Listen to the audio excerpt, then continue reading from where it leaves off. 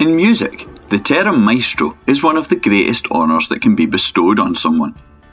It indicates that the performer is something akin to a genius. When it comes to Celtic, the phrase maestro only ever refers to one player, Paul McStay.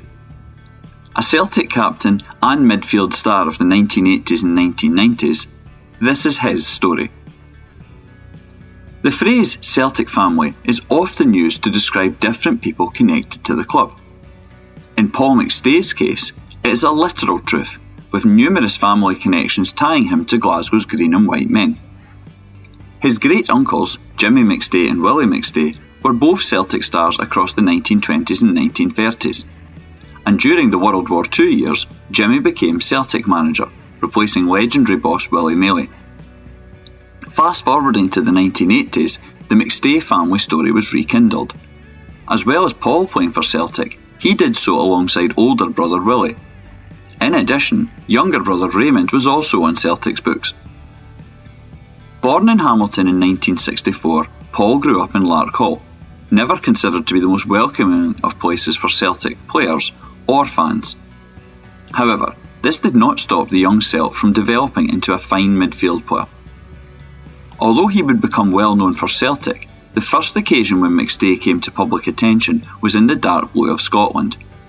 He appeared for his country at various youth levels, but is best remembered for a Wembley trip in 1980.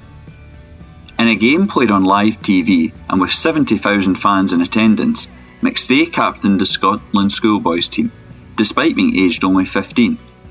He put in a wonderful showing, scoring twice, being nominated as man of the match, and helping his country claim an impressive 5-4 victory below the famous Twin Towers.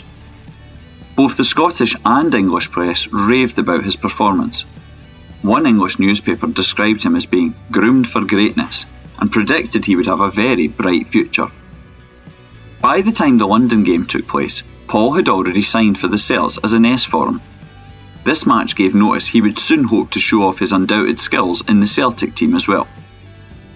Within 18 months of that game, Paul would follow in his great-uncle's footsteps and make his Celtic debut.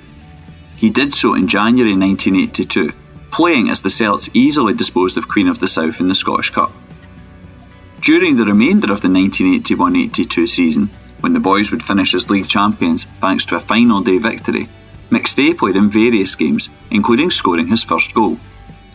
This came in a crucial 3-1 win over Aberdeen at Pittodrie, and this was the team who ended the season just 2 points behind Celtic.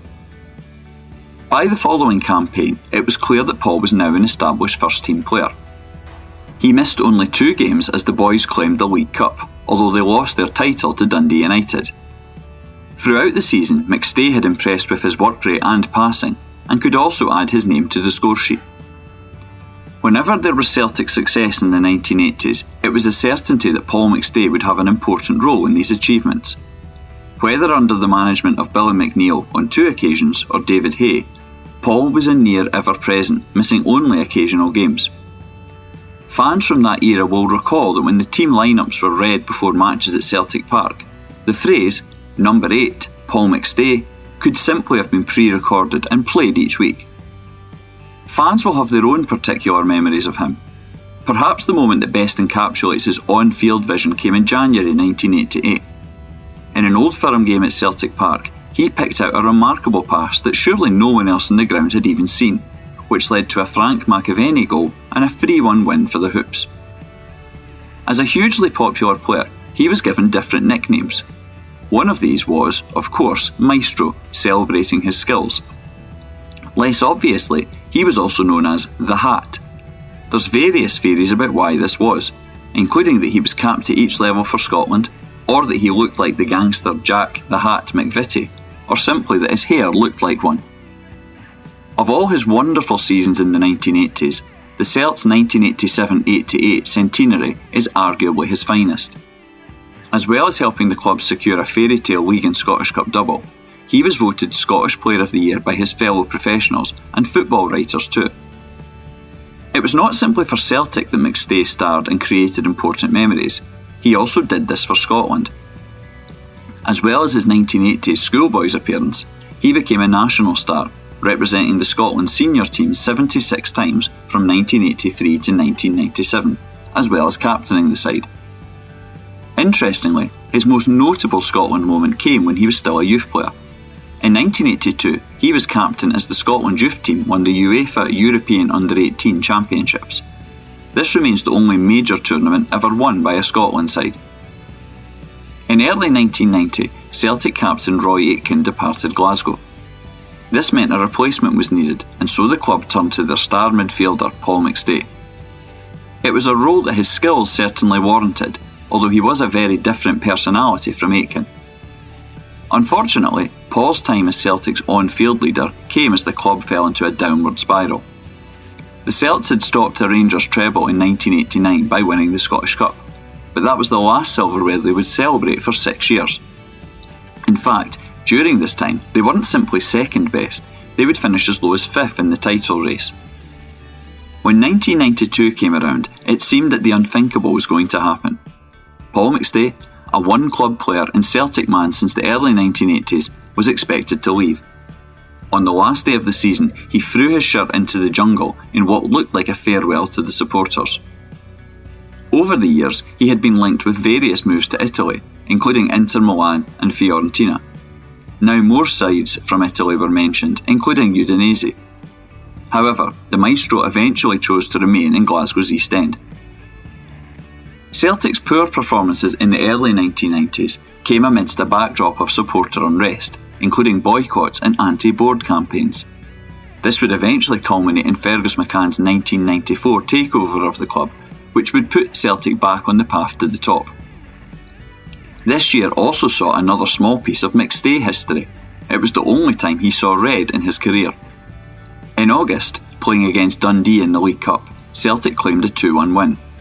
But before that happened, Paul was sent off following a clash with Dundee's Dusan Virto, who was also dismissed. Following Fergus McCann's takeover, another popular Celtic midfielder, Tommy Burns, returned to the club as boss. In his first season, he took Celtic to the League Cup final. Playing against First Division side Raith Rovers, it seemed certain that Celtic would end their trophy drought. The match proved to be memorable for all the wrong reasons. Celtic struggled to beat their lower league opponents, with the game ending 2-2 in normal time. Even extra time could not achieve a winner, and so penalties were needed. With Celtic trailing 6-5, the club captain stepped up and missed his penalty, giving the five-side victory. For McStay, this was a terrible moment. He had hoped to finally lift silverware as captain, but instead fell at the most important moment. The fans, though, rallied round their hero. 3 days later, the boys went to Easter Road for a league game. As well as singing McStay's name throughout, fans unveiled a banner beforehand stating, "You'll never walk alone, Paul." By the end of the season, this sad event was well and truly forgotten. The boys reached the Scottish Cup final, and once more they faced lower league opposition in the form of Airdrie. It was yet again a tight match, but a Pierre van Hooijdonk header ensured that Celtic had their first trophy for 6 years, and McStay lifted his first as captain. At the final whistle, the emotion and delight was clear to see on Paul McStay's face, as well as relief for finally winning silverware. He later remarked that, "The game was 90 minutes long, but for me the game lasted as long as my 5 years as captain and 6 years without a trophy." Unfortunately, this was to prove the only time that Paul McStay led his team to cup success. Later that year, his Celtic commitment was celebrated in a testimonial game in December 1995. On a very foggy night, Manchester United came to Glasgow and returned to England following a 3-1 defeat. Under Tommy Burns, Celtic were playing an exciting brand of attacking football. McStay was an important part of the team. But in the 1996-97 season, it was clear that the realities of age were catching up with Paul. In his seasons at the club, he generally appeared in almost every game, but injury ruled him out of most games in the second half of 1996. Although he played more in early 97, by the end of the season, he had decided that his time in football was over. McStay had sustained an ankle injury, and it had such an effect that he chose to announce he was retiring. It was a sad end to 16 years at Celtic, which had featured some memorable moments and performances. Unlike many former players, retirement did not result in coaching or managerial jobs. Some said that these type of roles simply did not match his relatively quiet personality, which was a criticism he had sometimes received in terms of his time as captain. He eventually built a new life on the other side of the world, moving to Australia with his family. Despite the relatively disappointing end to his playing career, McStay can still look back on a very proud record when wearing the hoops. He scored 72 times for the club across 678 games.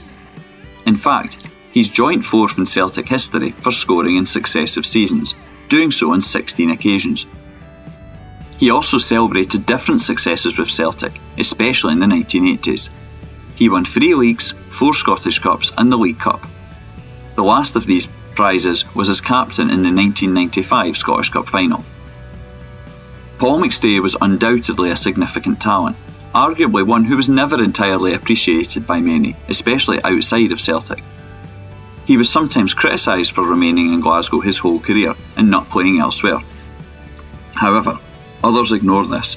Notable players, including Rio Ferdinand, have praised his on-field influence and skill.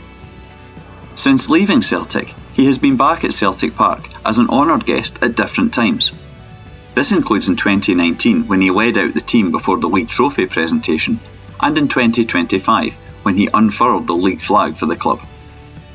Over the years, Celtic have had many fine players, not least midfielders. When it comes to discussions over who would get in an all-time Celtic 11, the fact that Paul McStay's name is regularly suggested as an option is a tribute to his influence and legacy. He was the maestro then, and that remains the case. As long as there's a Celtic, Paul McStay's name will always be associated with that praise and description. If you want to learn more about Celtic history, follow Hail Hail History on Twitter, X and Blue Sky. You can also learn more about Celtic's history in a free Celtic walking tour. Visit celticwalkingtours.wordpress.com for more information.